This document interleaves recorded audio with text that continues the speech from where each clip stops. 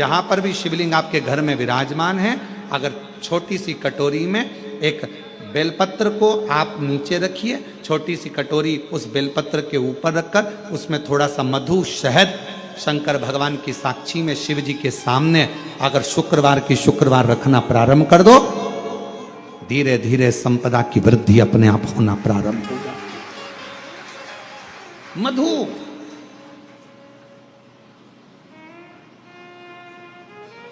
देवी भागवत का यह प्रसंग है, छठे स्कंद का 16वां और 17वां अध्याय देवी भागवत का वर्णन करता है।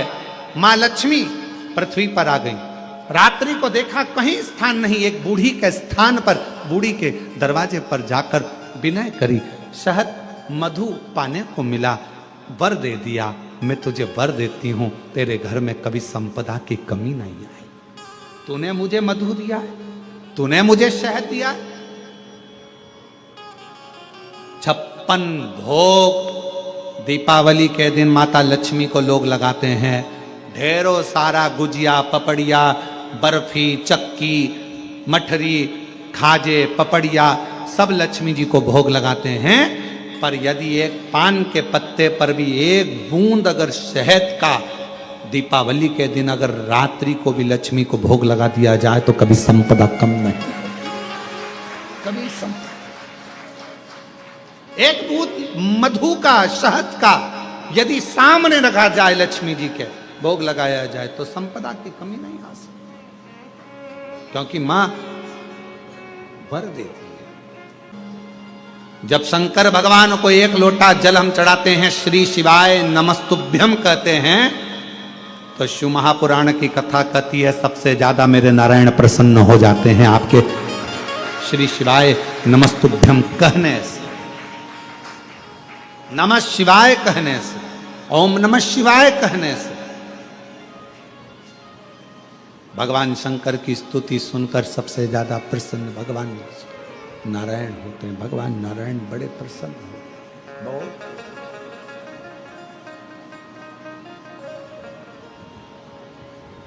उनकी प्रसन्नता बढ़ जाती है, उनकी प्रसन्नता बहुत हो जाती है। भगवान नारायण प्रसन्न हो जाते, स्तुति सुन। जब आप लोग नमः शिवाय कहते हैं, ओम नमः शिवाय कहते हैं, श्री शिवाय नमस्तुभ्यम कहते हैं, तो आपको लगता होगा कि शंकर भगवान खुश होते हैं। पर शिव महापुराण की कथा कहती है श्री शिवाय नमस्तुभ्यम जब हम बोलते हैं, ओम नमः शिवाय जब हम बोलते हैं, नमः शिवाय जब हम बोलते हैं, शंकर जी को एक लोटा जल जब हम चढ़ाते हैं, तो शिव जी से ज्यादा प्रसन्न भगवान नारायण हो जाते हैं, भगवान विष्णु हो, भगवान नारायण। तो यदि नारायण भगवान को भी प्रसन्न करना है तो मुख से क्या कहना पड़ेगा? श्री शिवाय नमस्तुभ्यं, श्री शिवाय नमस्तुभ्यं, श्री शिवाय नमस्तुभ्यं, श्री शिवाय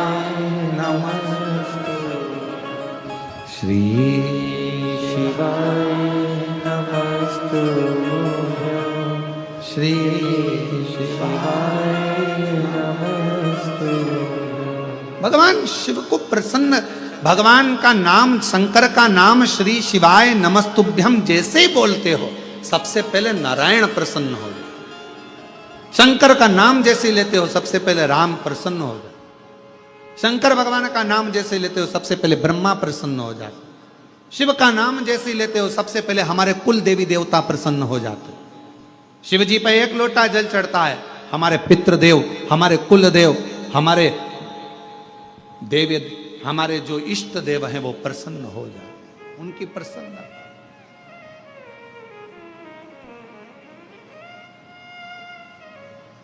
उनकी प्रसन्नता,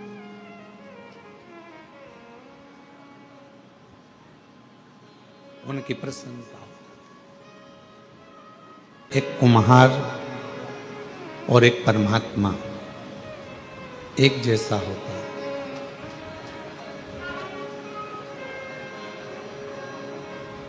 कुम्हार और परमात्मा एक जैसा होता है, वो भी घड़ने वाला होता है और ये भी घड़ने वाला होता है। वो भी बनाने वाला है और ये भी बनाने वाला है। कुम्हार क्या करता है, एक हाथ तो घड़े के अंदर रखता है, उससे घड़े को संभालता है, और दूसरे हाथ से मटका बनाते समय उस मटके को ठोकता जाता है, थपथपाते जाता है।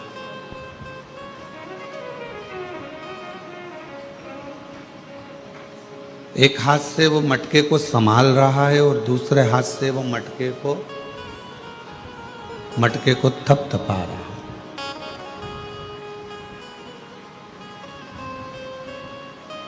परमात्मा भी ऐसा ही करता है। एक हाथ से अगर वो दुख देता है ना, तो दूसरे हाथ से वो संभालता रहता है कि ये कहीं ज्यादा तकलीफ में ना भोग ले,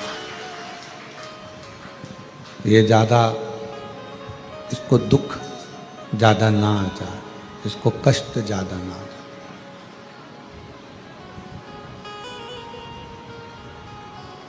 अब उसने अगर मानव का शरीर दिया है, मनुष्य की देह दी है, मानव का शरीर दिया है, मानव का जीवन दिया है, मानव का शरीर यदि उसने दिया